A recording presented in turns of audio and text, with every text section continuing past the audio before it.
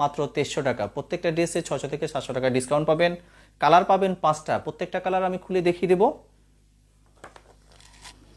প্রত্যেকটা ড্রেস এভাবে standard packing করা থাকবে। আমরা যখন আপনাদেরকে প্যাকিং করে পাঠাবো এভাবে স্ট্যান্ডার্ড প্যাক করা থাকবে।